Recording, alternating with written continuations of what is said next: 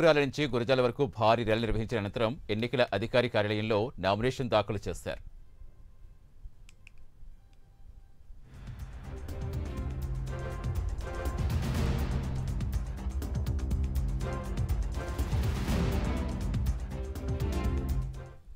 అనంతరం కాసు మహేష్ రెడ్డి మాట్లాడుతూ జగన్ను తట్టుకోవటానికి చంద్రబాబు బలం సరిపోక పవన్ కళ్యాణ్ని కలుపుకుని అదీ సరిపోక మోదీ శరణు కోరారని ఎద్దేవా చేశారు.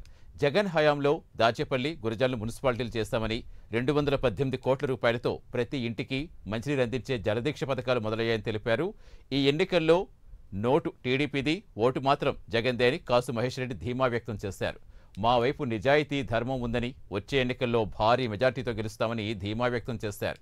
చంద్రబాబు తన బలం సరిపోకే పవన్ కళ్యాణ్తో మోదీతో జత కలిశారని ఆయన ఎద్దేవా చేశారు.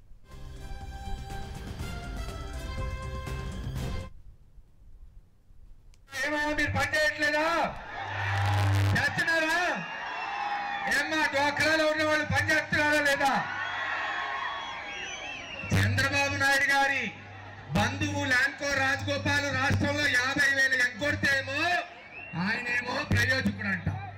పనికిరాని లోకేష్ కి 1,000 కోట్లు ఇస్తే ప్రయోజకుడంట.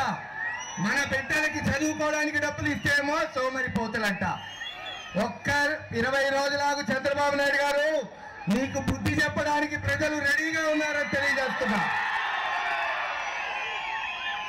జగన్మోహన్ రెడ్డి గారిని తట్టుకోవడానికి వాళ్ళ సత్తా చాలట్లా, వాళ్ళ బలం చాలట్లా. పోయి పవన్ కళ్యాణ్ గారిని గడుపుకున్నాడు. అప్పుడు చాలా పోయి ఢిల్లీ పోయి మోడీ కాళ్ళు పట్టుకొని అయ్యా బాబు రా అన్నాడు. చంద్రబాబు నువ్వు కాదు, నీ బాబు దిగొచ్చినా అక్కడ జగన్మోహన్ రెడ్డి ఆపలేదు. ఏమయ్యా మీరు పనిచేయట్లేదా? చేస్తున్నారా? ఏమ్మా డోక్రాలో ఉన్న వాళ్ళు పనిచేస్తున్నారా లేదా? చంద్రబాబు నాయుడు గారి